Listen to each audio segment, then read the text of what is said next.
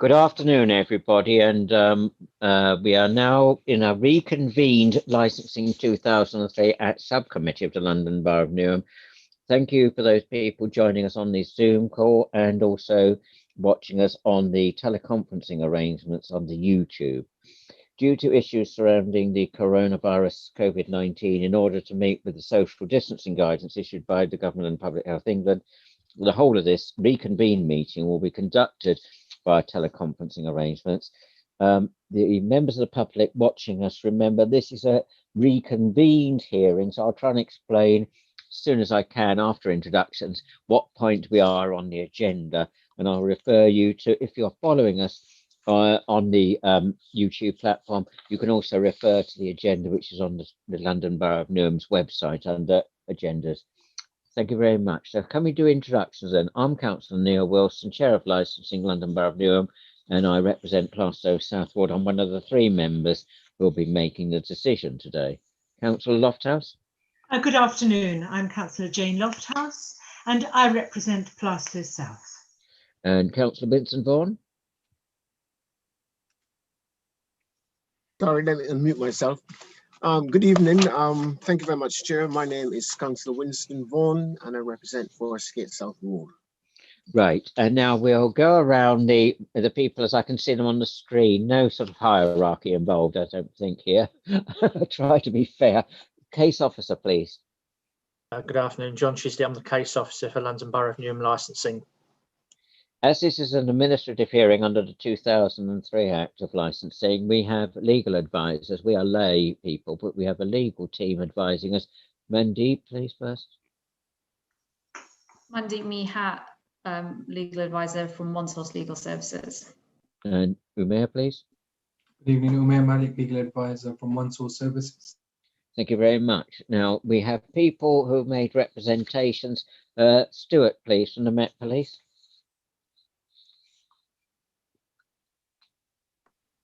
Yeah, I'm Sergeant Stuart May, representing Metropolitan Police Licensing. And we have from our environmental health team, please, Ian. Good evening, Ian McDonald, Commercial Environmental Health. And from the Ibis Hotel, please. Good evening, it's Karen Snook, General Manager at the Ibis Canning Town Hotel. And we have local residents who are either naming themselves, which is fair enough, but we have also local residents. Should we do introductions at this point? I don't think so, of residents. Sorry, I'm looking to legal advisor. Chair, I think they were, there was mention of which residents had attended on the last occasion. And obviously at that point we were in private session. Yeah.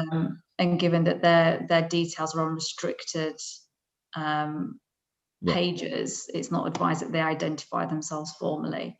Yeah, exactly. They've got their names on the screen, but you know, I don't know how we get over that one.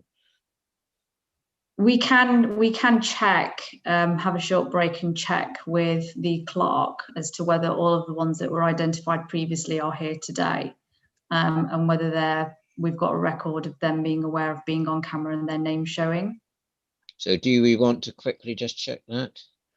Yes, Chair, I advise we have a 5-minute or 2-minute break just to ensure that we check that. You see where I'm going with this, Mandy? Yeah.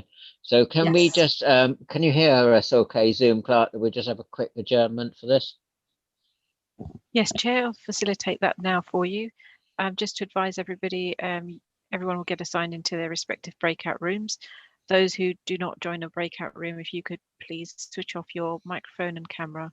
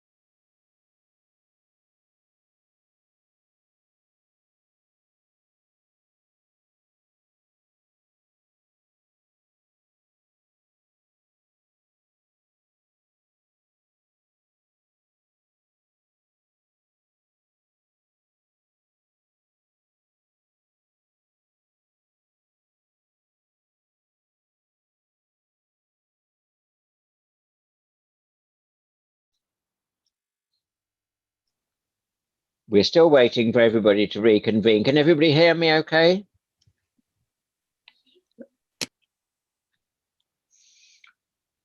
So what we've tried to facilitate is people just having their first names up. And I kind of just have the clerk confirm who is here from the public. We're not doing introductions, but people who are on screen were part of the original first part of the hearing. And there was just one thing to note, I think, at this point, Clark, wasn't there? Yes, Chair. So invitations were sent to attend the reconvened meeting to all parties that attended the first part on the 21st, and 6 invitations were sent. We have 5 attendees. They are MG representation page 41. I can't remember the surname. The first name is P, page 44.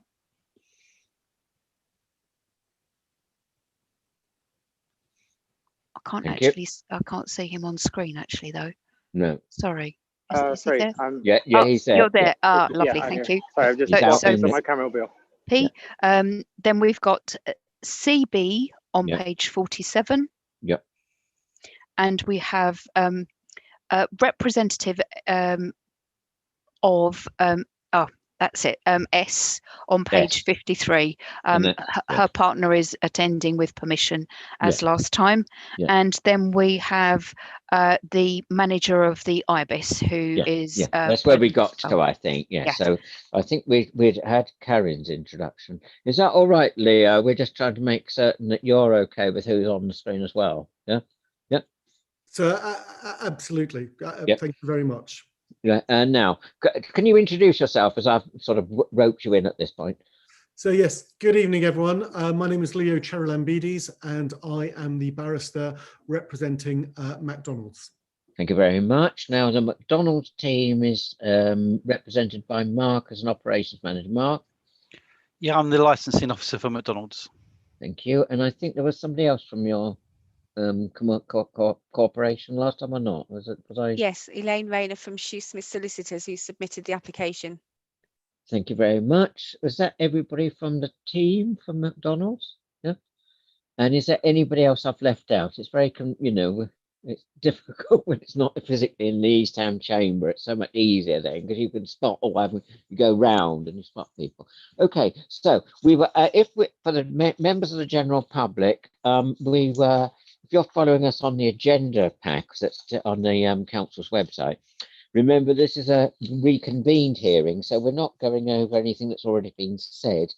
We're on item 3, which is obviously the request to grant a new premises license for the McDonald's restaurant of 10 Silvertown Way, E16 1ED, and we've got as far as the presentation being done by the licensing officer, relevant representations from interested parties, and they were the ones that we already heard the other day from Commercial Environmental Health, the Metropolitan Police, the IBIS Hotel and local residents. So they've had their opportunity to make representations to this committee. We then had Leo representing McDonald's as the barrister, and others, I think, contributing, but I don't know. I think we just had Leo's first exposition, as it were. But we haven't got to questions. Is that your understanding, Leo and Clark? I don't want to mislead the committee. So no, my note is that we had member sessions. Members had asked questions, and that we were on police questions. We were coming to the end of police questions. So we've had we had questions to you. We had police questions. I just didn't want to cut you short. You see, I don't want to be in trouble with the barrister. Oh, no. If he says, really I hadn't even finished my 4th, penultimate paragraph or something. So we've done that. We'd had some questions to you, but remember, we can come in at any time. Yes, exactly. Stuart had come in, yes, to ask questions. I was sort of halfway through. I was nearly finished, but I think we got cut off because of a time bar. Yeah, exactly. So I've only got a couple more questions. Is that where you think we got to, Leo? That's where I believe we got to. Yeah. Sorry, when I say, because I don't want to confuse this committee, particularly, bearing in mind it's a reconvened one on a Friday afternoon, but just to say that members can come in at any time. I mean, yeah. So it's Stuart from the Met Police. Thank you. Okay, thank you very much, and thank you, Chair, and Leo. Just a couple of questions relating to the crime and disorder aspect. Obviously, for promoting the licensing objectives, we look to try and prevent as much crime and disorder happening as possible. Bearing that in mind, would McDonald's consider, or what provision are they going to do for maybe consider more CCTV coverage on the external of the premises, which would obviously then discourage crime and disorder and help promote it? Obviously, you can speak to Mark about this. Sergeant, does it help? Is because I've got three headings. You talked about CCTV, you talked about the timings, and you talked about SIA review. Yeah. Those are the three things. Yes. Yeah. I don't know if they've been presented to you, sir, yet, but would it help you if I very briefly say where we are on that? I think so, because it's always a bit difficult. It's a bit like reheating, the casserole, as it were. We want to be clear that we're right at the room temperature, but also that we're not causing food poisoning and misinterpretation. So I'd rather, it may be that we're retreading old ground, but I'd rather we had it just reiterated. Leo. So this is new ground, and only if, so far as this is helpful to the sergeant, I can set out what has been discussed. So the adjournment was very helpful. It allowed us all to take stock of certain things, and particularly to take into account some of the concerns of the police. Right. They were able to meet on site yesterday, and that was very helpful. The sergeant met with Mark Gallant, who's our licensing officer, and as a result of that, a couple of amended positions can be stated. One, we just confirmed that this is a new concept store. It's a trial store, and it's important to show that this delivery aspect is completely novel. So once again, Sir Newham is being used as the sort of borough spearheading sort of change and development.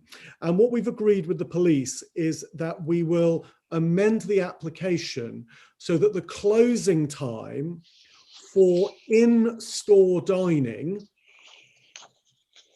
will be 2 in the morning. So what's it currently state, Leo? Sorry, I'm going back. Currently it's 24 hours, yeah, 7 days a week. Yeah. But we will now close the restaurant for dining on the premises. Yeah, that's indoors. 38 covers. That will close at 2 o'clock. 2 a.m. 2 a.m. Yep.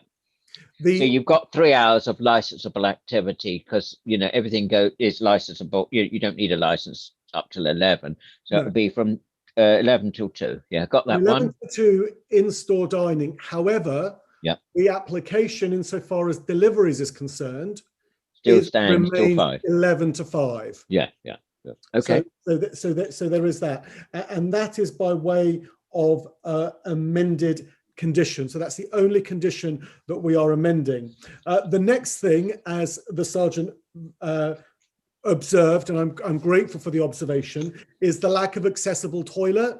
The accessible toilet is on the plan, but when, as a result of the COVID impact, when it was no longer going to be for a franchisee and it moved to being a firm operated store, the disabled toilet hasn't been fitted yet. So we are in the process of fitting the disabled toilet. So if I misled you on the last occasions, apologies.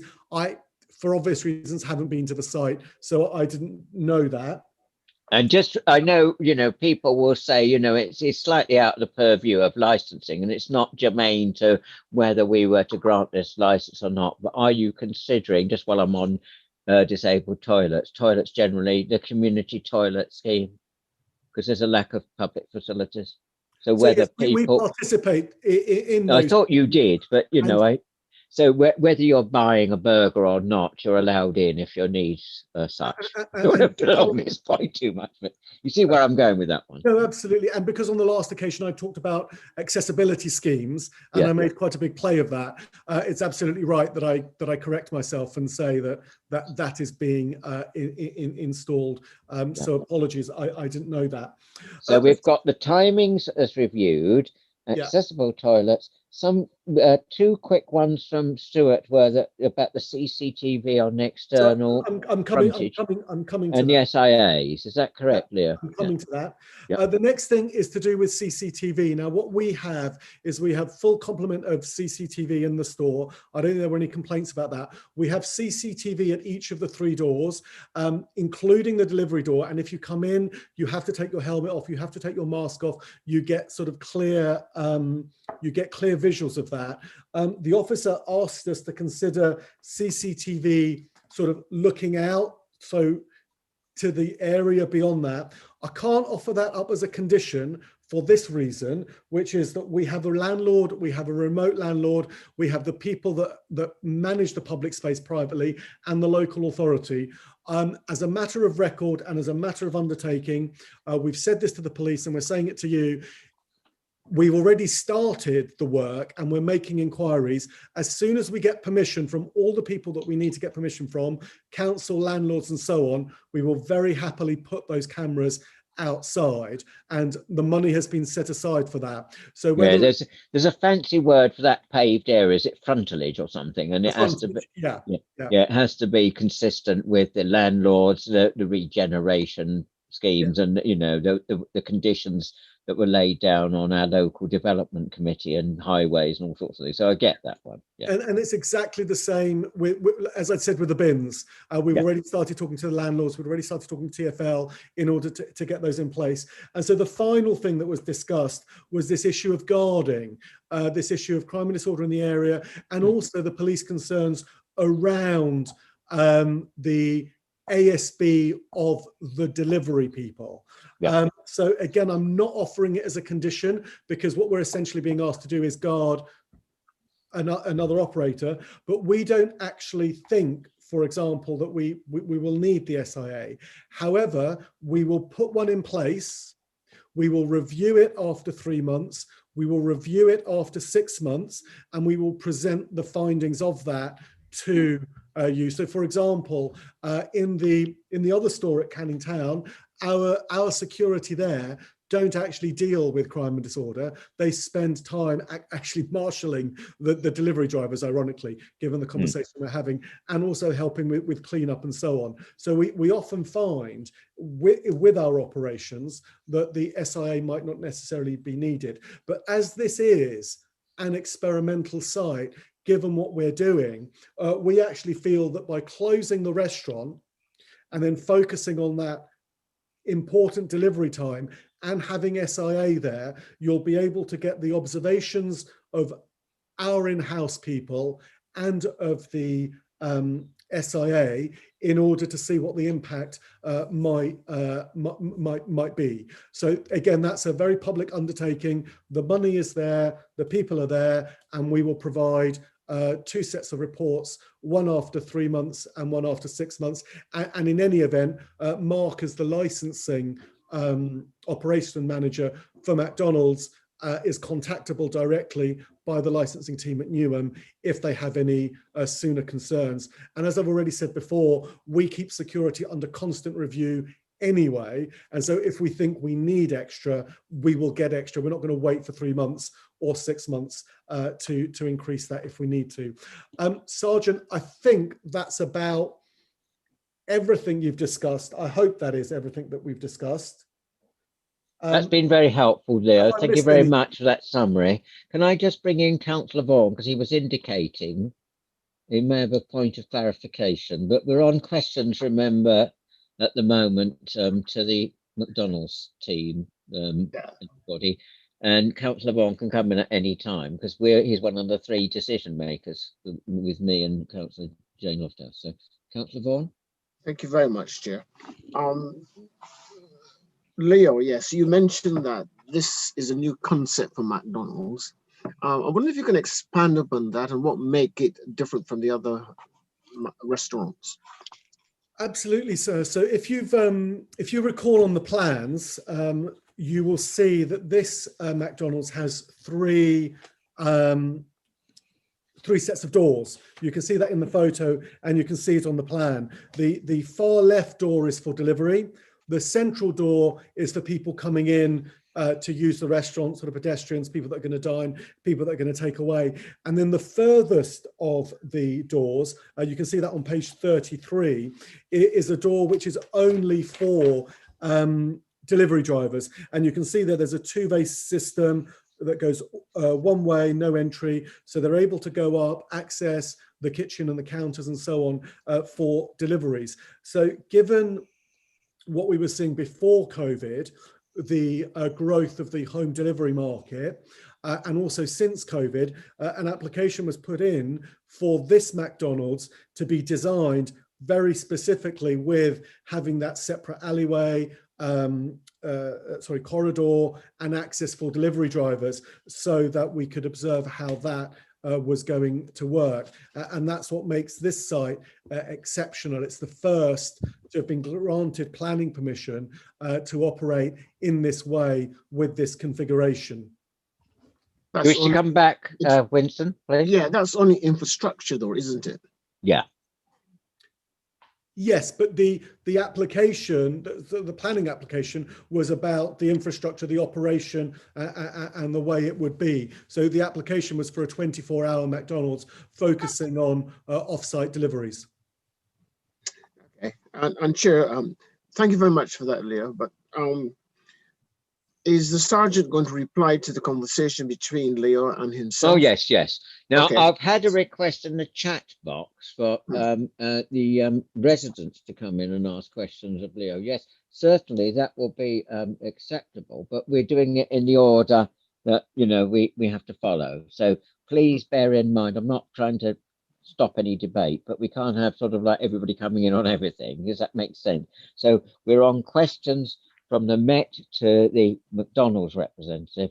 Then we'll have questions from Ian to, you know, the McDonald's team, and then you as general public. Sorry, that sounds awful. Members of the general public, members who have shown sufficient interest in this item, you'll certainly be allowed in, together with Karen, obviously, to ask questions. And, you know, is that okay? Everybody all right with that? So please don't feel you're being neglected. My clerk and my legal team will certainly tell me off if I didn't allow you in anyway. So Stuart, back to you. Yes, Leo, thank you for the clarification. But one thing that we did discuss as well, which you didn't mention, was the concerns, certainly myself and also the members of the public who made representations in relation to the congregation of the Uber drivers late at night.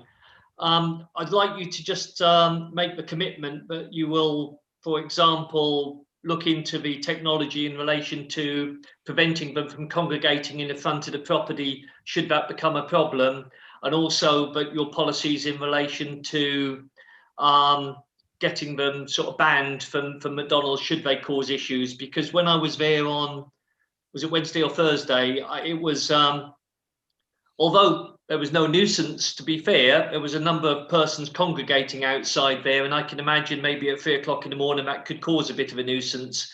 And it's the congregation of persons waiting for them to turn up. So you could consider the technology that we suggested. Yeah, what was it called again, Stuart? I know you had some, is there something spot or something? You can find out where people are. Black spot technology, where they cancel out a certain area where they're not allowed to pick up the calls. But because Leo has rightly pointed out that one commercial entity can't be responsible for the operations of Uber, and Uber itself is a model which is based on, you know, self-employment and contracts and all sorts of things. So there's all sorts of issues around controls. But what is your immediate response to that, Mark and Leo? I think it's something to be exercised about, because sometimes, sorry, Leo, before, you know, I'm warning you, I just want to come in because it's a perception. It's a bit like crime generally. It's you know, they're not saying that these delivery people are the responsible for crime, but if there's congregations, they can attract other types of issues. And it's about the numbers and congregational issues. It's a perception of public with them. Yes, so does that make sense? No, absolutely. So given that I've been in sort of lockdown and self-isolation, I happen to think that delivery drivers are amazing at the moment, but they're my link to the outside world. And I think the main nuisance is me wanting to chat with them at the door. No, the way we operate is we've done some research and I can confirm that we don't get cars coming. It is all bicycles or mopeds. Uber, with the support of McDonald's, are actually supporting a scheme for electric bicycles. Now, as you said, because an Uber delivery person is self-employed and the whole nature of that relationship being what it is, they can't say, I'm not going to employ you if you have a moped or what have you, but they can incentivize electric bicycles. So both McDonald's and Uber are behind that.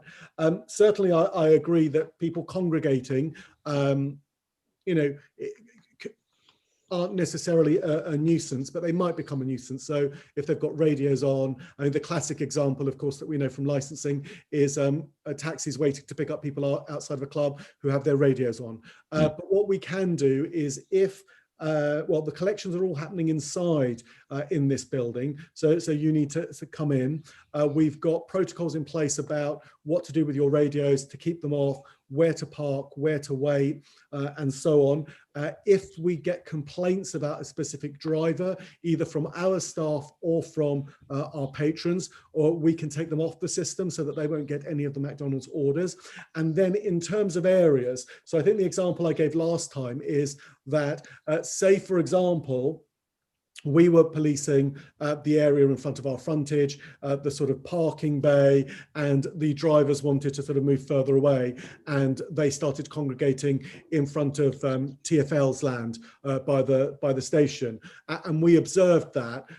As you know, that's matters way beyond our immediate control. We couldn't, do anything, but what we can do, having observed that, is say to Uber, this area, and you can actually highlight it down to the square meter, your drivers are congregating there, TfL don't like it, the police don't like it, the local residents don't like it, whatever it may be, and that can be effectively obscured. I think it's called black spotting, but it's obscured so that if you are a delivery person waiting there, you won't get any of those messages. So it's a very effective way of making sure that they hang around or congregate in an area. From a layperson's perspective, then you're effectively creating a sort of like virtual exclusion zone, as it were.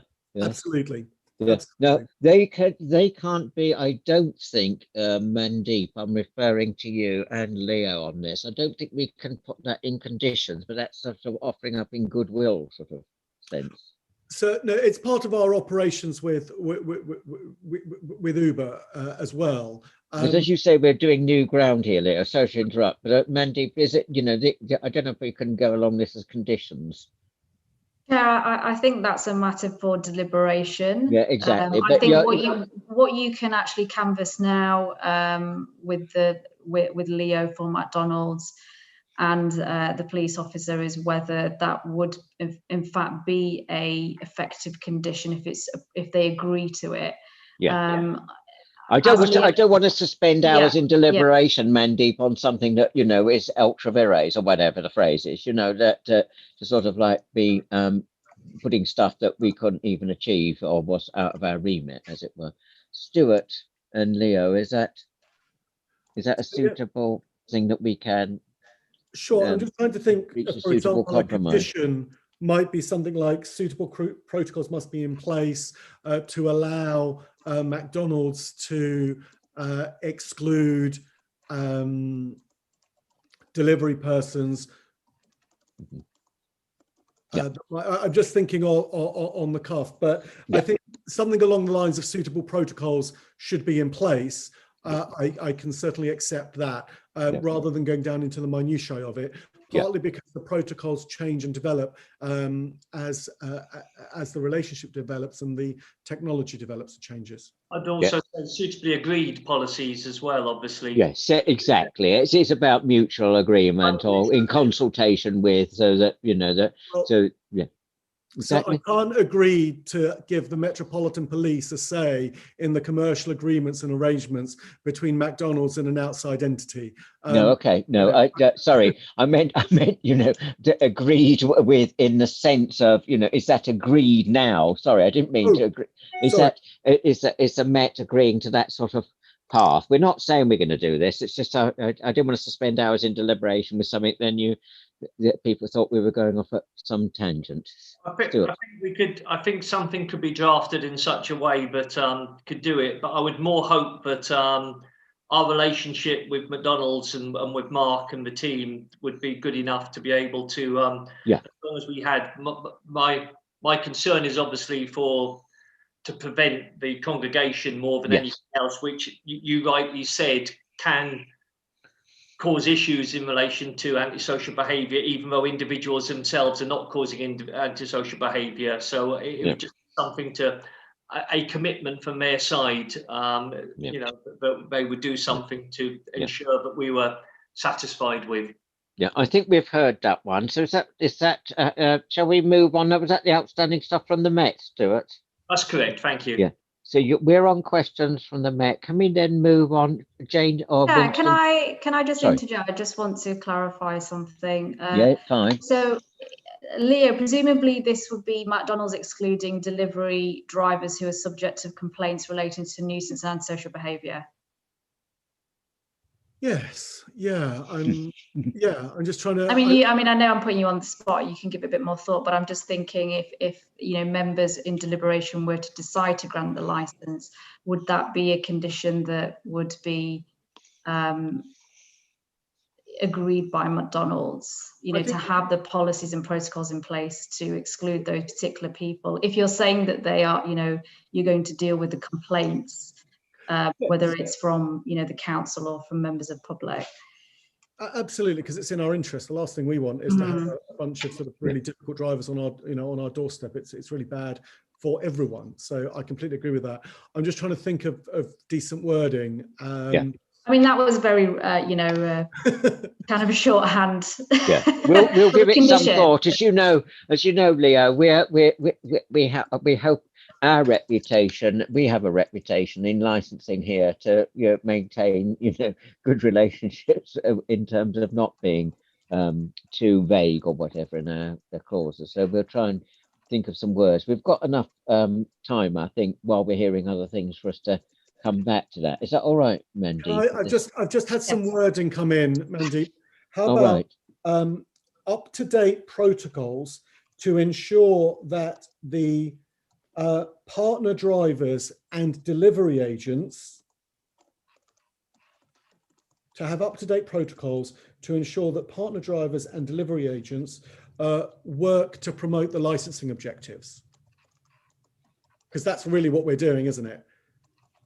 We're saying don't cause noise, don't cause a nuisance without necessarily defining it. And that's the basis of our relationship with them as well. Mm-hmm. In the same way that we're going to have a noise management plan. I mean, maybe we could just call it a delivery driver management plan. What I was saying is, rather than doing it now, can we bring in Ian and members of the public, and then we'll have a chance before you're summing up, I think, and it'll give you time, I think. And Mandeep, what do you think? I don't like putting people under pressure to come up with a form of words necessarily at this point. So. Yes, I mean, Chair, it's just that, it's just useful during hearings to have that discussion about. Oh, yes, I'm not shutting it down. But it can be dealt with later.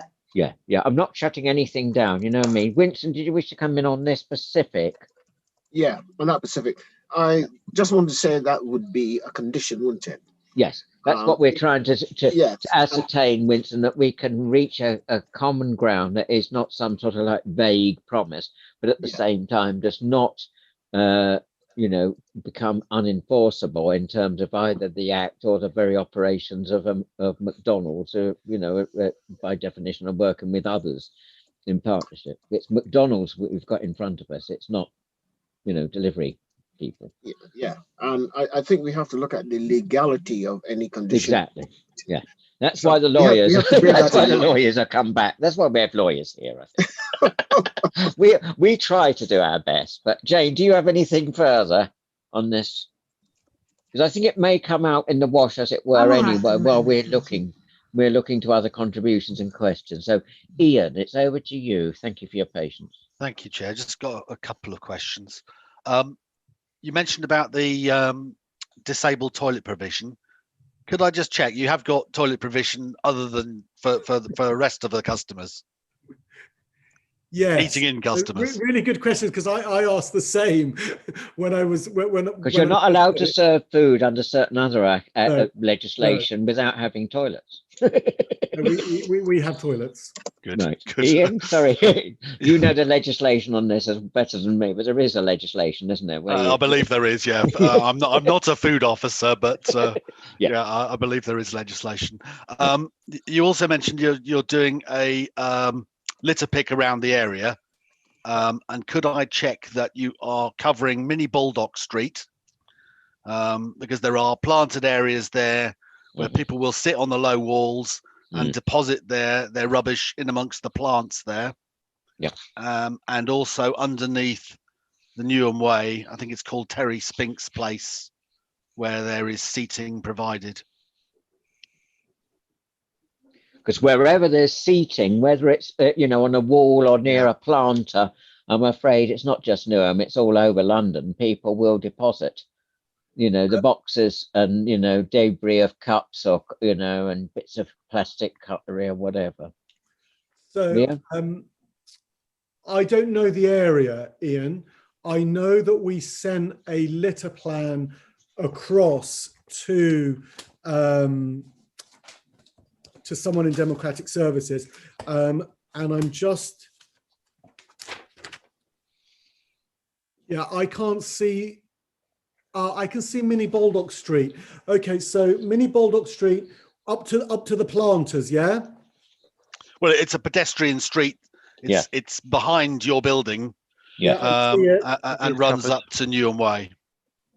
And where is Newham Way? Newham Way is the flyover. The flyover, yeah. So we're on page 36 for the benefit of those following in the bundle and those are watching us on the YouTube channel. We've got an LBN maps up there from Google, I presume. But is that helpful or not, Leo? Sorry. I see that, yeah, because I have what you don't have, which is the litter pick map, and I see what I think Mini Baldock gets to the flyover. Can I just ask Elaine and Mark to look at the litter map, and on our map, Mini Baldock is where the Gym London is, and just behind Petit Cafe. If you could just look at that and give me some instructions on the WhatsApp. And as Mini Baldock continues up the pedestrian area, you'll get to under the flyover where there are benches. If you could just let me know the answer to that question, whether the litter pick can be extended to those areas. I know that in other parts, we do go around and look at planters and so on.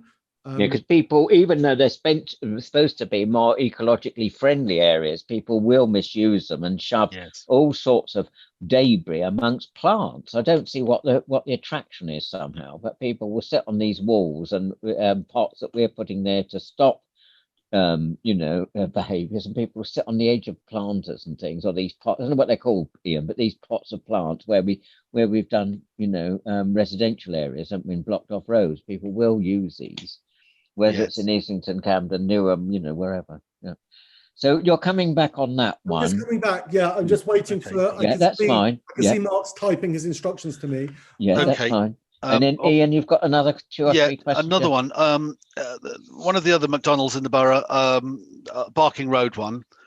We've had a number of complaints about noise from delivery drivers, the Uber drivers, driving excessively noisy vehicles or excessively noisy bikes.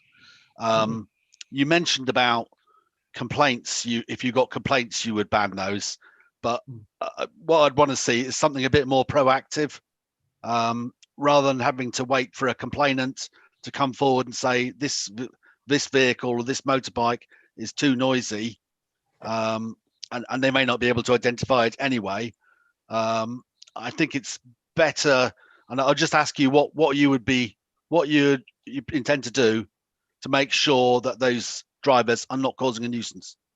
So what has been happening increasingly, and I've been able to research this even further, is that the cars really just aren't viable for McDonald's delivery. So what we're seeing is mopeds and bikes. Predominantly, I wasn't able to get any figures, but predominantly we're seeing bicycles being used, and it tends to be in the local area, particularly in areas like this where our catchment is really going to be the new residential development, because there's only so much of a distance you can go before your food doesn't become cold. So given that we've got so many pedestrianised areas here, what we're likely to see is bike use, so pedal bikes, so we don't have the problem of idling engines and so on.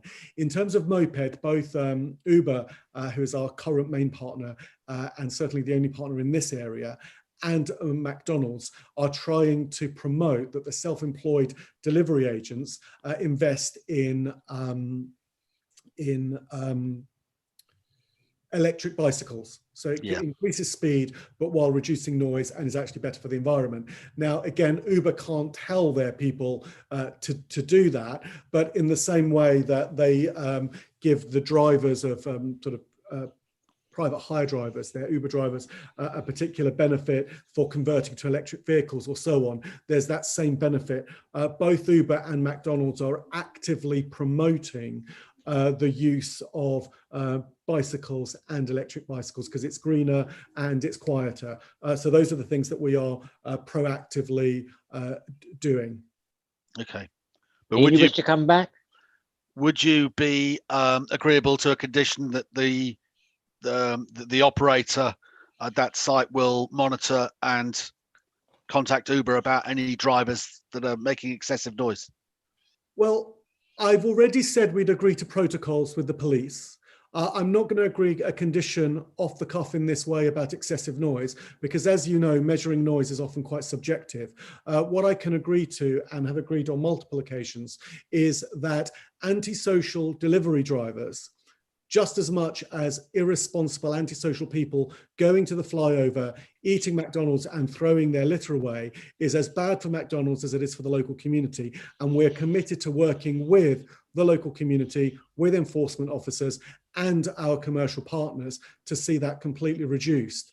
So I really can't go any further, partly because we're getting into minutiae. I have no way of measuring noise. I have no way of capturing that. But certainly if we see problem delivery persons or we get complaints from them, we report them to Uber, because we do not want them as much as you don't want them. Yeah.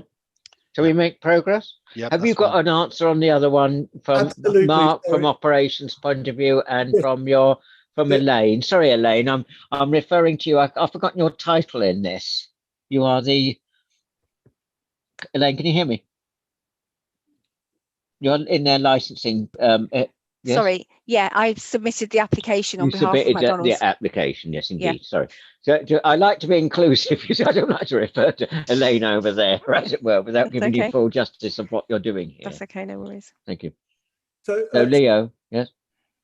So Mark unfortunately doesn't have the map due to I think both Mark and Elaine's computers are being updated, and it hasn't helped. They're really I did actually email the map to Colin Hunt, and he said he'd forwarded it to the licensing officer in readiness for the hearing so that they could share it. Case officer. I think John Chislett was trying to come in. John, can you assist? I wasn't aware of that map, but I've just pulled up the Google map that shows. Let's put the Google map on. I always like it when we can actually be very clear, particularly bearing in mind, you know, we've got the technology. This is one of the few advantages of having a Zoom call and things. We can do this easier than if we're at the town hall. It's one of the plus points, one of the few plus points, in my opinion, of having remote hearings. Can you make it any bigger? Sorry. So is it my view? Is it to do with my view at this end? Oh no, that's okay. So the current map, just to give you a flavour, currently goes all around. I don't know why I'm pointing at the screen as if you can all see me pointing at the map, but that block where we've got the Ibis Hotel, the McDonald's, and Chile, the current block goes all the way around that block, and it continues down Silverton Way and across Silverton Way. So it covers the entire area in front of Canning Town, which is part of the TfL. So that sort of whole bank in front of the cafe is covered. The car park is covered in the existing map. And then if you go along Silverton Square, all the way along Silverton Square, so we go to near the top of that where it meets, is it Rotherhithe Street? So we're happy with that. Street. What we've learned today about Mini Baldock Street, again, happy to take the route up there, up until the flyover, and to deal with the furniture under the flyover. Thank you. Thank you. Yep. It is a difficult area in terms of, the more we try to pedestrianise for other reasons, not least of which are our air quality, and, to try to get people away from cars, is that the more paved areas you have with ecologically, as I say, beds and everything else, the more people might misuse them. And that's, so I think that was the point was made, Ian, that litter picking would be extended to those sort of hot spots we've already identified through commercial waste and others. And so the litter map always gets kept under review. So hot spots, and certainly hot spots within our near vicinity. We're not going to be traipsing across town because that would be too onerous. But the hot spots, particularly in these developed areas, the maps are always kept under review. We're still trying to get to the bottom of who controls the land to put bins in place. And actually, in the gap that we had since we were last together, I'd asked one of the staff members to go out on a sample litter pick and to see just how much was McDonald's. And in fact, there was none. I'm not going to name and shame our competitors, but I have some very bright photos. But as I said earlier, we collect all litter, not just our own. Yes. Okay, thank you. So, Ian, is that, I'm not asking if you're satisfied, because it's for us as members to say. Yes, I don't have any further questions. Thank you. Let's be clear, we're on questions, really. And, otherwise we could negotiate conditions in as we don't want to get into that really at the moment. Yeah. Now, the litter map, I've just had a thing in the chat. John has found the litter map. I think we'll bring it up. I think I know it might prolong it, but it's just helpful if you can just briefly put that up, John. Yeah, just give me a second and I'll pull the document up. Yep. People are working remotely, members of the public and things. So, everything's on email, and, we get about, well, I don't know, along with Jane and Winston, we've had about 50 a day from just on one issue at the moment. So, which I won't refer to because it's not relevant, but just to say the volume is quite excessive. So at the first hearing, I mentioned that we're going to go all the way to the end of Silverton Square. So I don't know why it's been blocked off.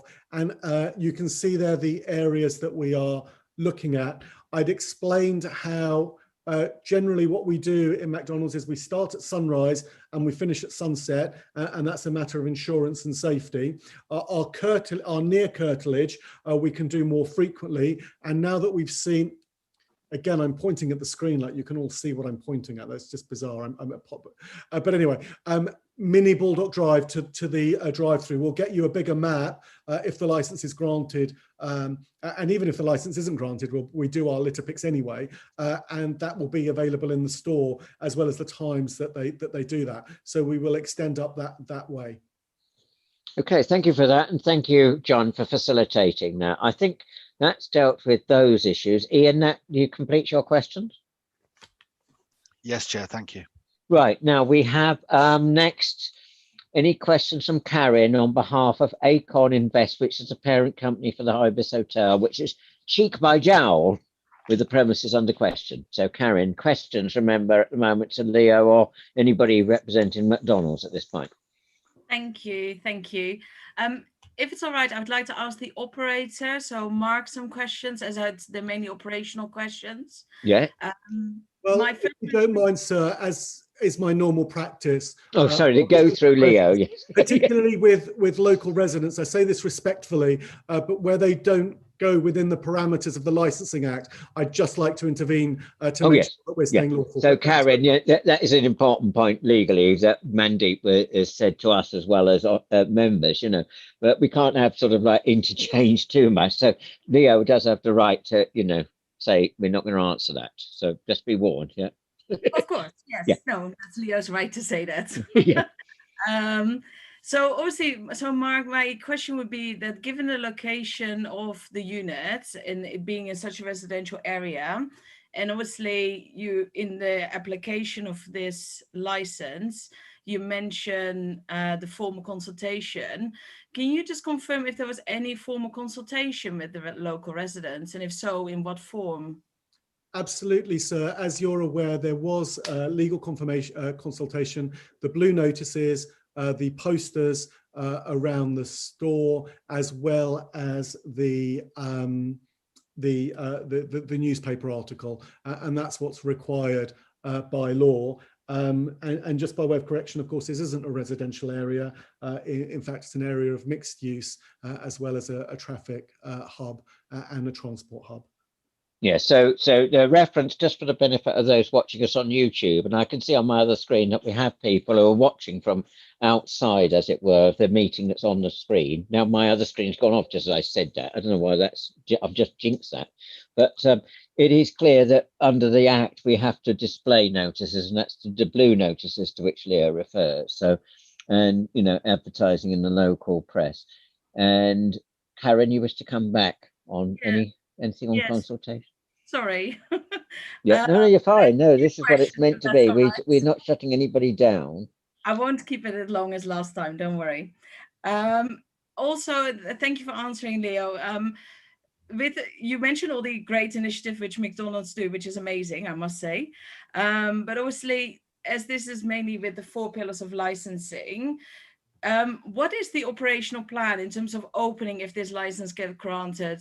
Because you mentioned if it's needed, we do security. Do we start it off with or without? How many team members will be there in that sense to ensure the security, obviously, and to keep the nuisance down as much as possible? So the store will open at 5 a.m. or just thereafter for the breakfast crowd who'll be able to come in and eat, and the store will stay open throughout breakfast, lunch, dinner and so on until 2 a.m. The store will operate as a delivery hub 24 hours a day, 7 days a week. Obviously, if granted, there will be a full complement of staff at all times. Security, as with all McDonald's, is kept under constant review, and so from in the event that the license is granted, from at least 2,300 hours until 5, when we're running the delivery option, we will have an SIA registered security operative that will be reviewed after 3 months and again after 6 months in a meeting with the police, but we keep it under review at all times. In terms of staffing, I explained on the last occasion that a restaurant that operates 24 hours a day, 7 days a week has a particular staffing rota, so one shift will tend to finish between 10 and 11, and then the 11 until 5 shift will go in. Now, because there's going to be an 11 to 2 restaurant service and then the 11 to 5 delivery service, there will be less front of house after 2 o'clock. So I can't give you exact numbers because I won't know until and unless the license is granted. But just to confirm it, there will be security to start off with at all times from 11. For the first 6 months, there will be. As I've said to councillors, I'm not offering it as a condition, but I am offering this undertaking that there will be, for the first 6 months, we will keep it constantly under review. I should also say that, you know, the security will be at our front door until about 2 and in the store and in the near vicinity. It will then move essentially to after 2 o'clock, if the license is granted, to the delivery area. It will stay within our general curtilage, which means keeping an eye on the car park, but we will not be patrolling the surrounding area. That's not what this security will be doing. As you know from your own hotel, if you've got security operative or a night manager, they're not going to start going round the corner to deal with unrelated problems to the hotel. Yes, no, I understand. I just want to make sure that it was covered, whether it's delivery or in dining, obviously. Yeah. Anything else, Karen? Yeah, because Leo, sorry, I might as well ask you then instead of Mark, because you're the one talking. No, well, he'll back the questions. Don't worry. I know Leo of old. He'll back the questions if he needs to. So yeah, do carry on. Yeah. So with the new timings, which you've agreed, which you're saying with in-store dining till 2 a.m. and then deliveries you just mentioned from obviously, if granted, 11 to 5. What happens to the takeaway for individuals rather than, because that's not included in there, or is it included in the in-store dining? They won't be able to come to the store after 2 o'clock. So by in-store dining, I mean, you can come in, make your order, sit down and eat, or you can come in, make your order, and I don't know, take your McDonald's up to room 102 of the Ibis Hotel, or apartment 6 in Dicking's house, or wherever it might be. So there's no you will not be able to get a burger or fries or whatever if you're an individual from 2 a.m. till 5 a.m. when it opens again. Only Uber delivery, etc. It's only deliveries that's being offered up under this new clause they're giving before this committee to decide on. Yeah, that was my understanding. But I think that's I'm grateful, Karen, for the clarification again. Because I think we need to because this is movement from what was originally on the original application. Fair enough, Leo. Yeah. Yeah. So, Karen, anything else? I was just wondering why the litter plan wasn't sent in, as in I didn't receive a copy. On on behalf of McDonald's, I mean that's to a certain extent we try to. I mean, the clerk will be able to probably clarify more than I have, but I don't think it's part of the documentation that we'd insist on as being part of the licensing objectives. I would make a fuss if not everybody had seen other things that were relating to more specific things, Karen. Yeah, we get late submissions, but we can't have submissions between hearings anyway, because this is officially an adjourned hearing. You with me? Yes. Does that make sense? Leo, would you concur with what I've said? So what the application does is it commits to a litter pick with a litter plan, but the plan is actually a living document.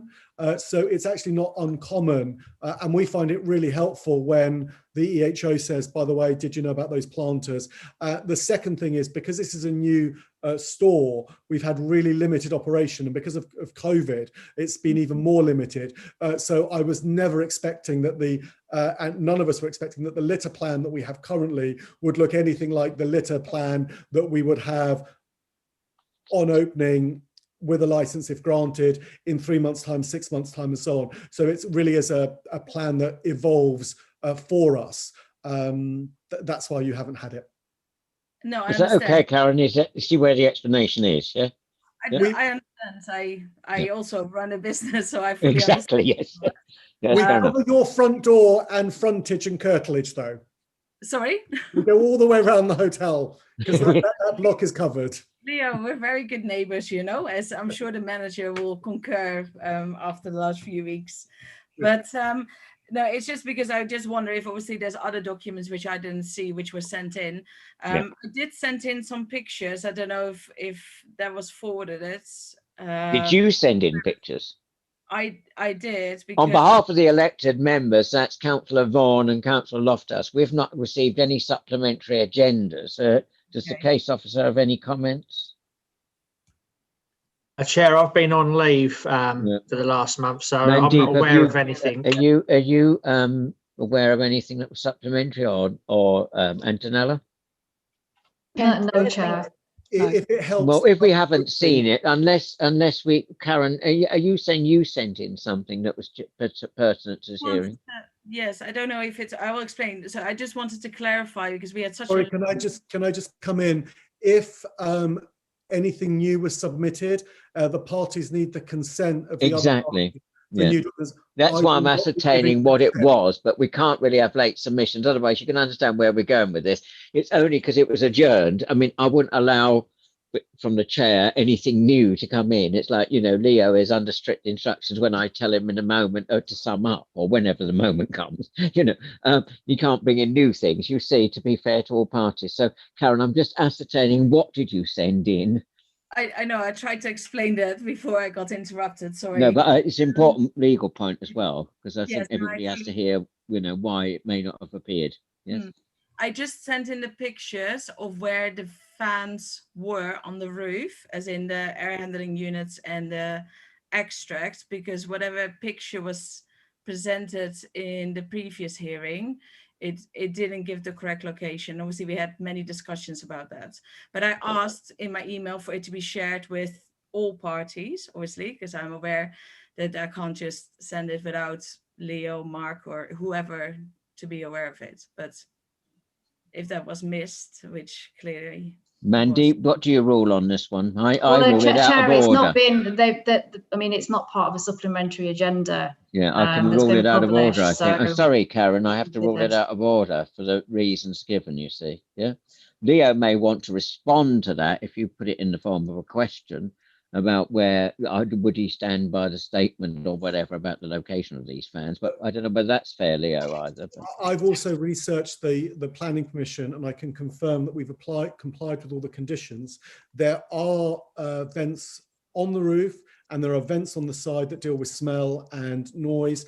All of them have been complied with. There was an amendment that was made in last year that dealt specifically with the concerns of the Ibis Hotel. Representatives of the Ibis Hotel were involved in that. Your planning department adjudicated on it, and planning are satisfied with the location of the vents and ventilation and so on. It really, in my submission, as powerful as I think licensing committees are, I think you'd be overstepping if you tried to change the planning permission and asked us to reposition vents and so on. indeed, and with respect to the statutory obligations pertaining to the Constitution of the London Borough of Newham, I wouldn't dream of going across another statutory body which is also independent of both the executive function and the full council function. So, in other words, Karen, I'm bound not to go into the planning regime at this point, and it's totally the same as true of Councillor Vaughan or Councillor Loftus. Do my colleagues concur with what I've just said, Councillor Vaughan, Councillor Loftus? We don't want to go into that undoing planning. Or Completely. We have to be very careful on what we say, but thanks very much, Leo, for the reminder. Thank you, Karen. Anything else? No, thank you. I'm sorry that Leo that you didn't get the pictures I specifically sent through, but, and for the other councillors. But thank you. Yeah, thanks very much for your time, and thanks for that one. Now, is this Mandeep? Anything at this point before I bring in the public objectors? You have anything, Umar or Mandeep? No, Chair, I don't have anything to add. No. Yeah, I don't want to prolong it. I just, just checking that everybody's happy at this, procedurally. They may not be happy, with being here on a Friday night, but, it's trying to be fair to everybody. Right, now, remember the questions come via me. So I'm looking to members of the public who have been very patiently waiting. Any members of the public who wish to ask questions at this point? I must emphasize it's questions to McDonald's PLC. Is it called McDonald's PLC? I presume it is, but sorry. Yeah. C. I'm referring to your first initial for obvious reasons. C. Okay. Hi. Good evening, everyone. So I have several questions to ask. The first of one is the last time we spoke, Leo mentioned that McDonald's usually the busiest time is between 5 to 10, 2 to 3, and 5 to 10 at night. Those are like the key peak areas in McDonald's. Now, I'm mentioning that because we have a McDonald's, as you guys know, 10 minutes away from our section. And it was mentioned that they wanted to open this new McDonald's as they can't cope with the orders they have in there. They need another one. Right. So my question is, how is like opening the McDonald's in here during night gonna help you to cope with the orders? Because as the hours you mentioned, the high peaks are actually during the day. During the night, not a lot of people are gonna order at 3 a.m. a burger. So I wanna know what is the percentage of benefit that that's gonna bring you, having that open, even though you have another McDonald's open 10 minutes away. Thank you. Leo, response? Well, as you know, so this is really a question about the commercial viability. The Licensing Act makes it clear that commercial matters, things like need and so on, are economic considerations. They're not relevant for the committee. I'm just going to leave it there. Yeah. Clara, you see, we're very tightly bound. It's like when people come to our surgeries and say, why can't a counsellor do X, Y, and Z? And we say, well, we have to act within the law by definition. So Leo's response is, you would concur, Mandy, that we have to be very focused on the 4 licensing objectives. We're quite narrowly constrained on what we can do. Mandy, would you concur that we just note the question, as it were, at this point? Yeah, I mean, Chair, really, it's a matter for you just to know what the question is and the response. Yeah. And obviously, Leo has commented that it's not relevant to the license objective. So if you want to ask the objector just to continue with the questions, please. Yep, indeed. So C. Right. So the second one, here we go. Hold on. Sorry. Yeah, so I do have a question on, so basically we are focusing a lot on takeaways now, but we're forgetting this is a pandemic and this is just going to happen now. Later it's going to happen, people are going to be out, going to be partying, they wanted food in the middle of the night, which that's normal.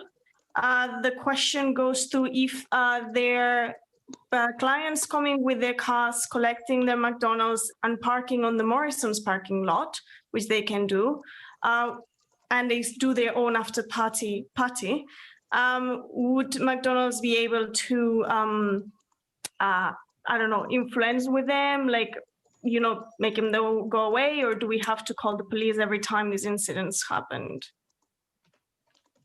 So the whole point of the operating schedule is McDonald's does its part.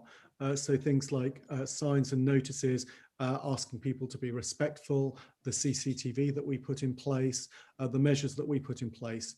Now, the vast majority of our customers, which include people like our neighbours and residents that are making representations, do not cause antisocial behaviour. I mentioned, for example, the study, I think it was at a McDonald's in Winchester, that demonstrated that if you've got a noisy crowd coming from the local nightclub, as it was in Winchester, and you went into the McDonald's, when you came out of the McDonald's and you measured the noise levels, they were actually quieter. A number of reasons for that. One, their mouths were full of food.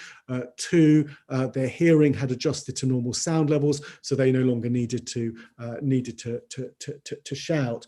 In this circumstance, what our neighbour is really asking about is whether individuals under the law are behaving. You know, we're not in the business of being police. We're in the business of effectively providing food, but we've done everything that we can, as set out in our operating schedule, to keep our part of the social bargaining. What people do in the cars and car parks and their homes as a result of eating McDonald's or drinking late at night is really down to them. Anything further? Yeah, but then on that point, like the thing is, like, I understand what you're meaning, but if, for example, my neighbor decides to do the party every Friday and they're like people invited gets drunk and pukes on the hallway, it's true, they're not responsible from people puking on my hallway, but they have instigated that thing because they come out on times that, you know, and being in a place they shouldn't be in that time. So I do appreciate that, but I also understand that McDonald's has a huge responsibility on that if it's open at night. So what people do with burgers, fries, alcohol, away from the direct control of the premises license holder, as you know, paragraph 2.21 is not their responsibility. Yeah. I mean, it's much the same as trying to criminalize the manufacturer of cars for people that drive dangerously, or the manufacturers of cars and beer for drunk driving. It just doesn't follow that because there is this long chain of causation that you can blame them for that. You may as well say that the sugar growers in the Caribbean that provide the sugar in the milkshake that gets people excited or gets drunk are to be held responsible. It just doesn't work that way. Okay, anything further? I don't think we can reach. I don't want to keep coming back on the same point. Is it a new point you're making? Because we are considering what we have to do under the licensing objectives.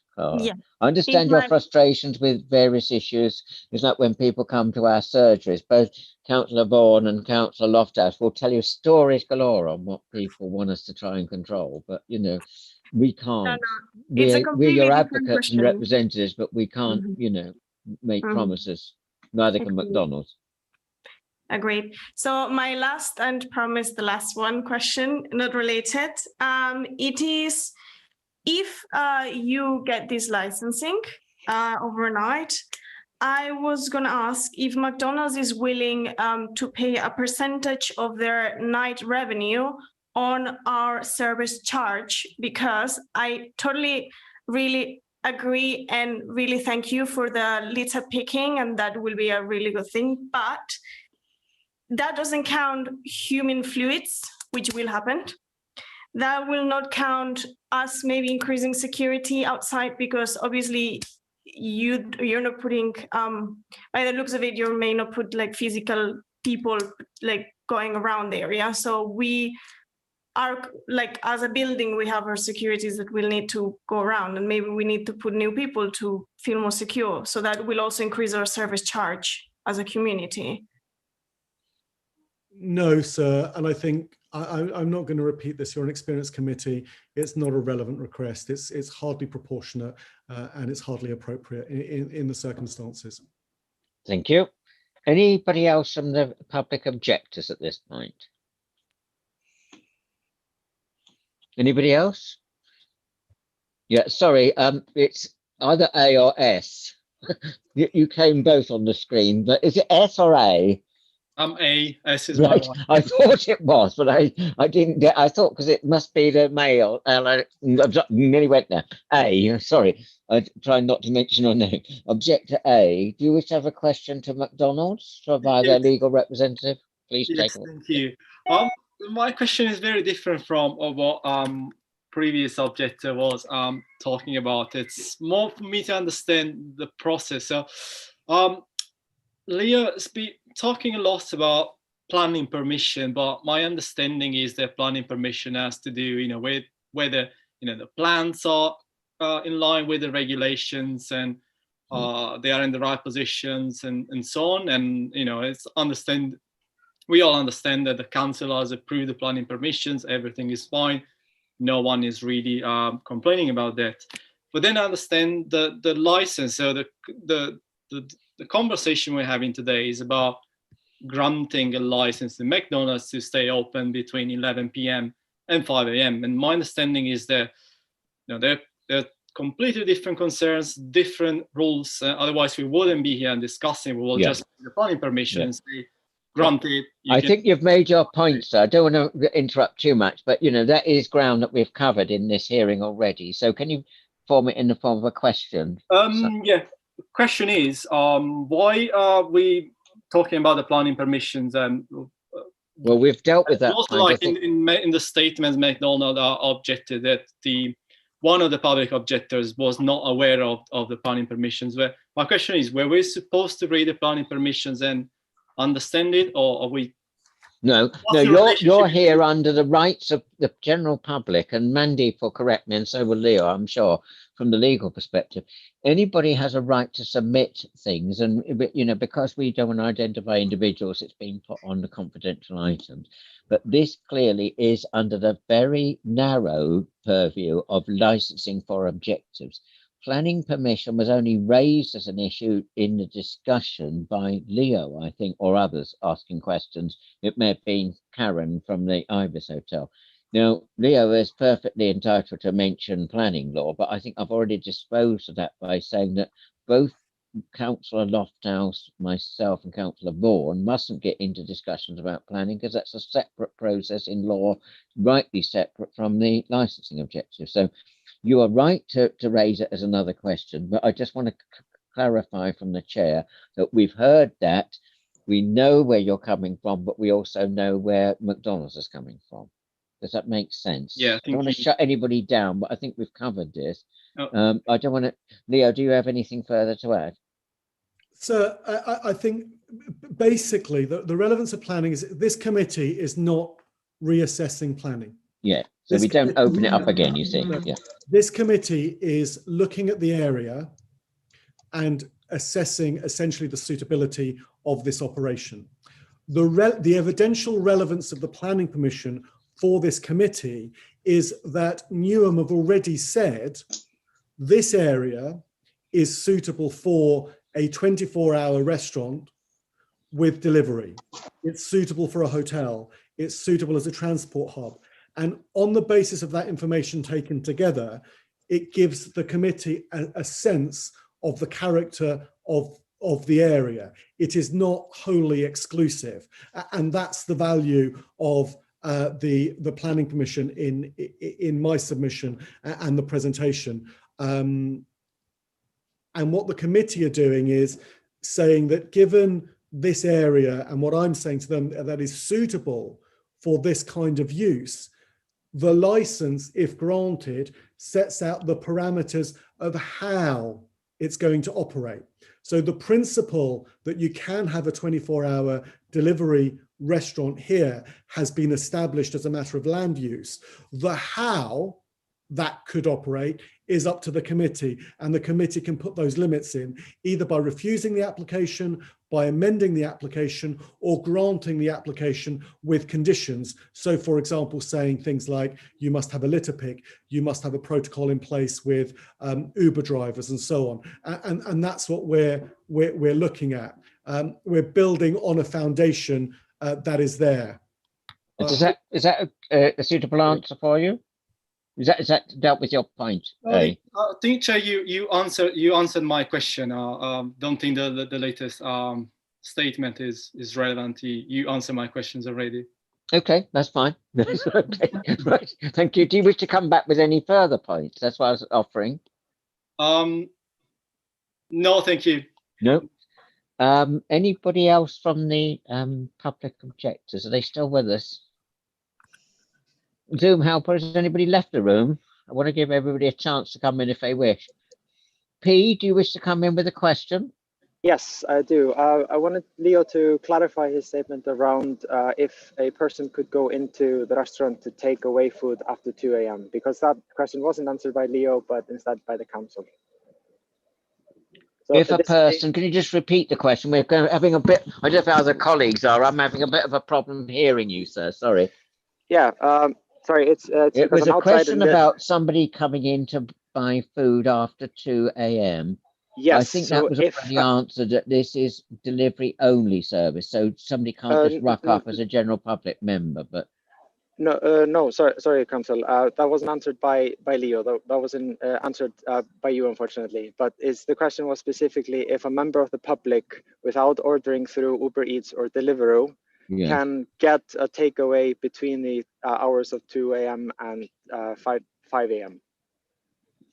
So thank you. And in fact, while I was waiting to see if there were going to be other residents, I was making notes on page 7 to this point exactly. So essentially what I'm asking for is Monday to Sunday from 2300 hours to 0200 hours, the provision of late night refreshment indoors and outdoors. And what that means is up until 2 o'clock, well, up until about 1:45 actually, I can come in, order food, sit down and consume it. At 2 o'clock, everyone gets kicked out. At 2 o'clock, if my order's not in within sufficient time, I can't get a takeaway. So there's that. But the provision of late night refreshment by delivery service only, that application is for 2,300 hours to 0,500 hours. Okay. And Pete, does that clarify that? Sorry, I don't want to cut you short. I just wanted to, to everybody to be clear, because this is, to be fair, Leo, this is new to where we were. So yeah, I think it is important that the public is aware of what is actually being offered up.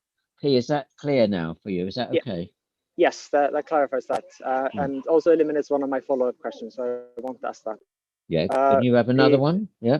Yeah, the last one. So if this opening is granted and there is an increase, significant increase in antisocial behavior and crime around the area due to the extended opening hours, will McDonald's consider revoking their license on their own volition?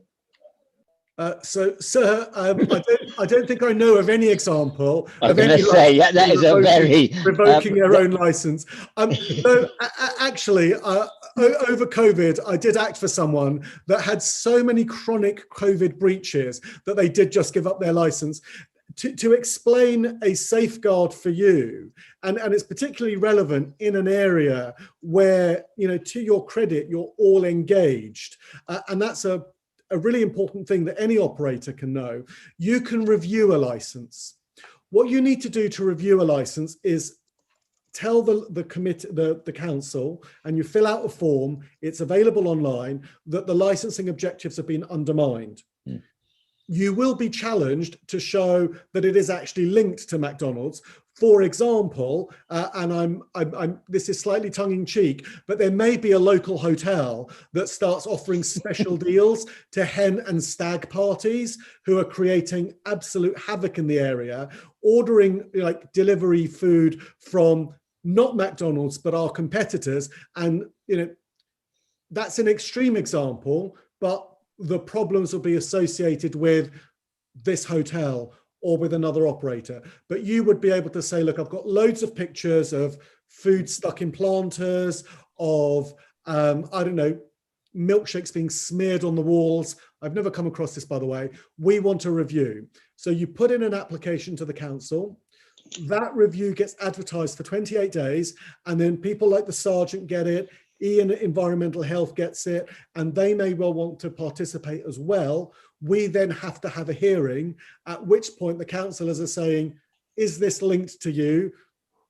And it'll generally be yes, no, or maybe. And McDonald's will have to put their case. You might say, I want you to take their license away or drastically reduce their hours. Now, in a review, we'd have a hearing exactly like this, where everyone gets to speak and the councillors go away and make a decision. There are no cost consequences. We all get the right to appeal to court, but that's a review. And in areas where there's an active civil society, you tend to keep diaries, you tend to complain to Ian, all of that becomes evidence that can be used in a review. Now, what I'm saying is that these fears that you have don't tend to materialize because of the way we operate. If I'm wrong, you're able to come back to us and review the premises in that way. It's a really important safeguard that you and your neighbours have. Now, have we got everybody still on screen? Have I lost Councillor Vaughan? We can't lose anybody. Thanks very much. You haven't lost me. I'm still here. Right. Okay. But you need to be on screen. I'm sorry. We're on live TV, as it were. I was going to say. I think we're better than certain bits on live TV. Thank you, because you have to be, Councillor Vaughan has to be seen because he's one of the decision makers. P, have you gone off screen? I'm losing people. I don't know whether it's me. On my other computer, I'm trying to follow as well. But thank you, Leo, for that. A very full answer. I couldn't, Mandeep would concur. It's very important that you know that there is rights for you as residents under the licensing objection. I think Leo gave you a full explanation. Does that complete your questions? Yes, it does. Thank you very I much. wanted to be thorough. Yeah, thank you very much for that. And thank you, Leah, for that full comprehensive answer. Thank you. Is there anybody else at this point from the objectors want to ask Mcdonald's, their legal representative, any questions? I'm checking before. Councillor Wilson, can I just ask one supplemental question just before we I'm happy not to if you object, but just one just for clarity. I think I'll let you in, Stuart. I don't think there's any problems with that.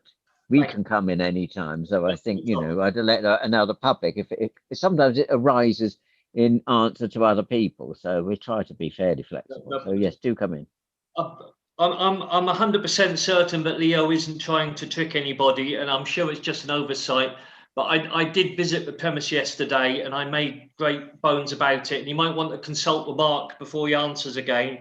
But there is no provision for public toilets, disabled otherwise, in the premises at all.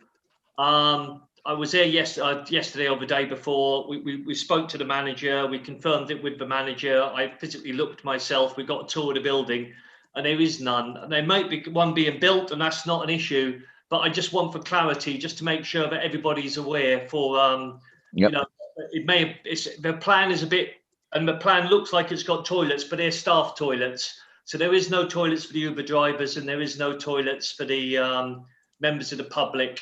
And unless they will tell me otherwise, but the manager yesterday told me that there was no public toilets. Yeah, there's certain regulations under the COVID Act as well, of course, operation about public spaces. So it may be in connection with that. But Leo, it's your question. Sorry. Things I'd never thought that I would have to prepare on.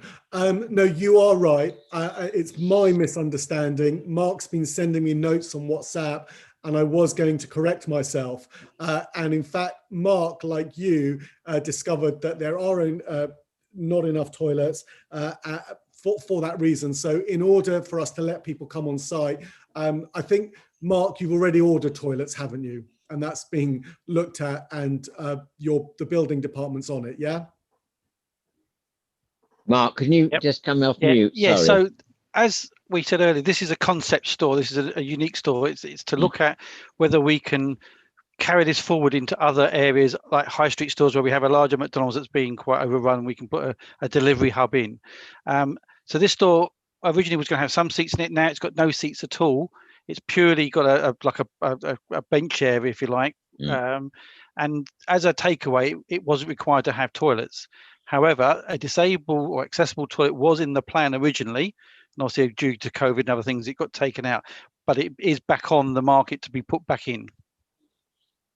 Is that okay? I don't want to prolong this over toilets, if you don't mind, colleagues. Nope. Is that okay, Stuart? Have you got that reassurance now? Yeah. I don't really want to prolong it over toilets, Winston. No, sorry, no. I'm trying to be conscious of the time. We're already at 6:30. Yeah, no, I do apologise. No, but Winston now wants to come in. He's allowed to come in, but I don't want to spend too long. I thought we dealt with the toilets, but still. No, I'm happy about that. But don't forget, there is provision for seating. Yes. In the plans. Yes. So if you're going to have people sitting in the restaurants, but therefore toilets should be provided for the public. Yes. Absolutely. We can't operate and let people in until we have toilet provision. We're well aware of that. At the moment, we've not had anyone visit the site because of COVID. So it has operated as delivery only. I certainly haven't had a site visit. I know Mark only went this week. No, he hasn't been. No, because you're isolating, aren't you? So actually the sergeant's visit was with the store manager. So apologies on my behalf, on Mark's behalf, and on Elaine's behalf, that we've not properly counted these things. I go on a site visit. Normally I'm rooting around planters and sort of going to the store and letting them know if I found any litter or not. So I haven't done that, but the store won't open to the public unless those toilet facilities are in place. Okay, thank you very much. But thanks, Councillor Vaughan. I think we've reached a point now where we have had ample examination. Is that okay, Winston? Sorry, I don't want to cut you short. No, that's fine. Yes. Yeah. I just want to. Councillor Lofthouse. Yeah. We okay to make progress? Yeah. We're the three who have to make the decision. We don't want to keep you waiting too long, but we have to go into deliberations, you see. So I'm conscious of time, and this is a reconvened hearing. The basic thing now is for the summing up, and people will be pleased to know, and Leo knows what I'm going to say, but for the benefit of those watching us on YouTube, and for the members of the public objecting, I always ask Leo to be brief. There's no new information. It's just a simple summing up of why you want us to grant you this license. So absolutely, I've talked quite a lot, both today and on the last occasion. I will be brief. I think I've explained the way the application has been amended on numerous occasions. And just by way of recap, late night refreshment, Monday to Sunday, indoors and outdoors, 2,300 hours until 0200 hours, and late night refreshment by delivery only, 2,300 hours to 0500 hours. The main headline issues have been concerns about litter, noise, smells, potential for ASB, disorder or crime. We've put together a comprehensive package which was reviewed by your responsible authorities. We've had questions. No one has criticised our proposed operating schedule or indeed the suggestions that we have made. In terms of actual litter, noise, smells, ASB, disorder or crime, the reality is this committee has not heard any evidence about this store. Remembering the Court of Appeal has said in Hope and Glory, paragraph 42, that it's about this particular location, not what happens in Barking or somewhere else, Southampton or whatever it may be, as we've heard. So in the absence of that evidence, in the absence of criticism of the operating schedule, and as we propose to operate, so the only option that I say is both lawful, appropriate and proportionate in the circumstances is to grant the application as amended this evening by you and your colleagues. And I'm not going to explain the safeguards that exist to local residents, but you have very dedicated licensing officers, responsible authorities and police, and an engaged civil society that will be able to bring to you any evidence that might transpire in terms of adverse operations. We, like the local residents, want our stores to operate well because our local residents and our neighbours are our customers and our neighbours, and when those relationships work well, we work well. We have a common interest. So, sir, I commend this application to you and your colleagues. Thank you very much. No, thank you very much. So we now move into the item, those of us following us on the YouTube channel, we're now at stage 5 of the process. This is on agenda item 5 on the, sorry, agenda item 2. We're at stage 5 on page 5 of the pack in your bundle. Members now pass a resolution to deliberate in private. We exclude the press and public. The only people allowed in with us are our legal team, and they remain with members to provide advice on procedure and law as required by members. But obviously we also have our clerk because we want to be fair to everything that's been said on both tonight's reconvened hearing and obviously the original hearing. So is that clear, everybody, what's happening? You have to be patient with us. We mustn't predetermine how long we're going to take, but we do need to make this decision in private. Okay, so can the Zoom helper explain what's going to happen? Because I get this wrong if I'm not careful. Thank you, Chair. Yes, as before, all parties will receive an invitation to join your respective breakout rooms. Should you choose not to join a breakout room, then I would invite you to please switch off your camera and microphone whilst the committee are deliberating and until we rejoin the main session. Thank you very much. So don't press anything. If you're like me, we tend to get excited and press wrong buttons. So, and leave rooms, etc. Don't do the leave button because we want you back here when we want to, once you've made a decision. So we're going off. Thank you very much. See you later.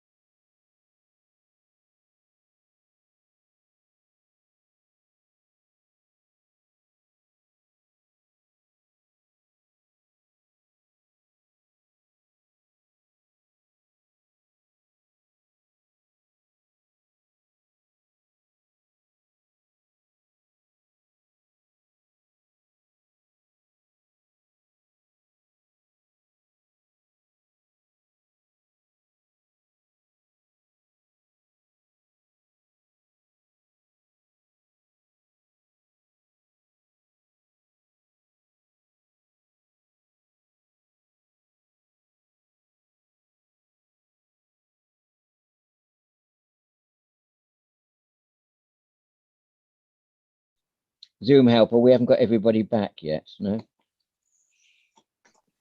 Just checking for you, Chair. Some people may have had to leave because of other responsibilities. I get that, but you know, I don't want to miss out anybody. They need to hear this bit.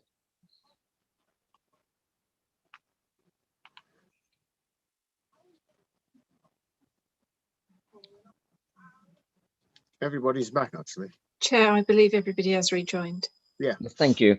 Now, we haven't yet made a decision. We need to just clarify an open committee. Leo, we did give you an opportunity for a form of words about a condition that you might be prepared to offer up in terms of the delivery relationship. Bearing in mind, obviously, that it's not Uber or Deliveroo that are in front of us, it's McDonald's. But was there a form of words? We just wanted to be fair to that one. I can't hear you. Sorry. Happy to discuss it, particularly with Mandeep, but I think where we got to was looking at for the premises to have an up-to-date delivery management plan. And I think if we keep it that simple, the reality is that that covers the partner drivers, delivery agents, and because it's about the Licensing Act, it has to be about the promotion of the licensing objectives. And that covers all of our engagement. And we already have those protocols with them anyway. And for that to be available for inspection by the licensing authority and the police. Yeah. So I think those are the two relevant responsible authorities. Mandeep, any comment? Did you get all of that? Sorry, because of sound. Yeah, no, I did. Sorry, I was just making a note. Yeah, exactly. Sorry. And I'm not asking, we can go away and think about it, but we just, you know, we left it hanging a bit, Leo, I think, on this one. And I didn't, sorry, I didn't give you the chance to come back with a form of words in open hearing. We don't want people to, you know. Thank you, sir. Sorry, I just wanted to ask a further question, Leo. So in terms of the delivery management plan, will that, presumably that will cover issues relating to any complaints made about the drivers? Yeah, I think that was just with their location, their attitude, helmets on or off, how we deal with complaints, both from our end, from our residents. It's a fairly comprehensive, document that we have, and it is evolving in light of experience. I think that was the main point we wanted to be clear about, because as you know, Leo, we don't want to be vague and, you know, put anything out there which is not, you know, either enforceable or is moving away from our locus standi, you know. There was just one other point I just wanted to check. Yeah, and Councillor Vaughan wishes to come in, but sorry, on this apologies. specific one, on what we've said so far, Councillor Vaughan. On this, yeah, it is already said they will have a management plan. What we should be concerned ourselves about is the contents of that management plan. Which is open to inspection by the relevant authorities, I think was what Leo was saying. For my part, in much the same way that you'd have a noise management plan, and that noise management plan develops and evolves over time, I don't expect the licensing subcommittee or the licensing authority to micromanage how we run our operations. That puts a responsibility on you, which is far too grave. For example, the way in which we've worked with our delivery partners is, I explained on the last occasion, the way in which the initial relationship was tried with the McDonald's on Highbury Corner in Islington. That's an area close to residents, huge nighttime economy, and we developed that protocol there. Where we are now, we're recognizing that bicycles, mopeds, and indeed electric bicycles are going to be promoted, and both Uber and McDonald's are working really hard to promote the electric bike. So if we, for example, we're going to micromanage this plan and put instructions about mopeds in, they would become very quickly obsolete, which is why I say it should be an up-to-date plan, and that it's open to inspection. So if a licensing officer comes and says, look, we're noticing a lot more of this, your plan isn't up to date, we can do that. And I know all our plans and policies get reviewed regularly in any event. So we're able to be ahead of the curve rather than waiting for you to come to us and say, well, we'd like to change, I know, paragraph 6.4 or whatever it may be. Thank you. Yeah. Mandeep, you just wanted to double check something before we go back in? Yes, there was just one other point. It was just for Leo. Is it right that you indicated you're giving an undertaking that an SIA door registered supervisor will be at the premises for 6 months, but obviously with a review 3 months and 6 months, and then reports to be provided thereafter to the responsible authorities? Was that right? Absolutely, yeah. And in terms of the undertakings, it was SIA, it was about the outdoor camera and also the bins, because I can't do those unless I got third-party engagement. So they're very much undertakings, but I'm really happy for them to be recorded and kept on the decision, whatever it is, as a public record. Yeah, because that's about working with LBN and the landlords and, you know, highways issues and other parties. I think we got that point. Is that okay, Winston and Jane, that we can go back in again? The public don't come in on this, but, you know, or anybody else. It's just for us to check that we've got clarity on what was, because I offered up from the chair and we didn't give Leo an opportunity to come back with a form of words. So, Mandy, but do you think we've done enough in public before we go back to deliberate further? Yes, Chair, I've asked the questions I was going to ask. I don't know if you want to ask anything further. Yeah, I was going to say, Winston or Jane, anything further at this point? Well, I think I'm quite happy with that. But one thing I want to say, have no sympathy for our licensed officers. They have a job to do, and they will do that job, irrespective of how big it might be. Yes. They're very thorough, and they will carry out the type of inspections that they're employed to do. Yeah, I think we have to say that on behalf of the authority. You're absolutely right, Councillor Vaughan. We're bound by an officer member protocol that, you know, says that, you know, we don't have any sort of like negativity to regards to our officers. So clearly we're here in our own rights as elected members, but it's very important that we emphasise those messages. So I thank you for that, Councillor Vaughan, very important contribution. So we're now adjourning again. You notice we're not deciding anything yet. This is not the decision. We need to go back. We'll try not to keep coming back, but we'll try not to keep you unnecessarily, but we have to make certain that we're very clear on what we're putting in our decision. Okay, is that okay? Mandy, we go back in? Who's helping me get back in or back off or whatever we say? We're into a breakout session. We mustn't do this, you know, it has to be in private. Can somebody facilitate? I don't know where have we lost people? Chair, I can facilitate the breakout rooms for you. Just a reminder once again to anyone who doesn't join a breakout room to please keep your camera and microphone switched off until we're back in the main session. Thank you. Thank you, Nisha. Thank you.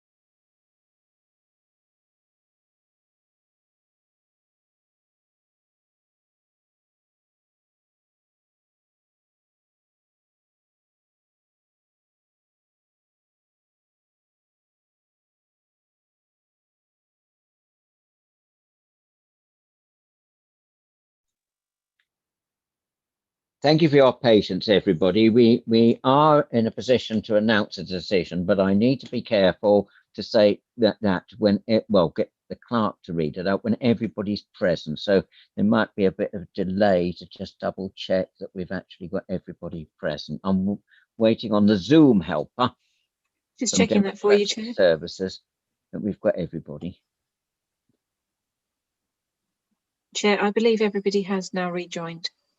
Okay, thank you very much, and thank you for your patience. Obviously, you know, we've been, I think, quite thorough in both this part of the proceedings and in terms of before. So, in case I forget to mention, but I probably will say again, thank you for all your contributions and the way you've conducted yourselves.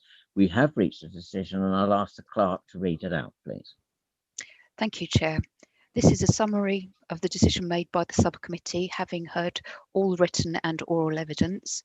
They have decided to grant the licence for late night refreshment Monday to Sunday, indoors and outdoors, from 2300 hours to 0200 hours, and delivery only for the same days, 2300 hours to 0500 hours, with a condition relating to the delivery of the management plan, the wording of which will be finalised in the full decision.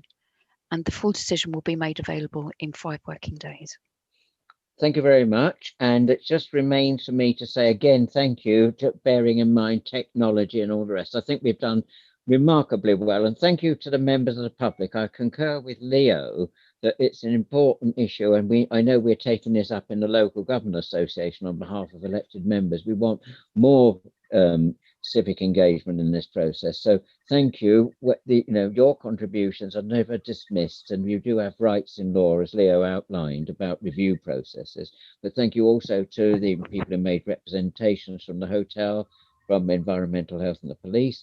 And I just remains for me to say, and I have to say this, that there is an appeal rights for people under the Act.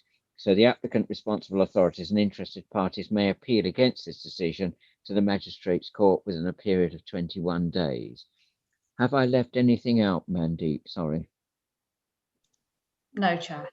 Thank you very much. Then I declare meeting closed, and thank you again for your patience and with the technology and the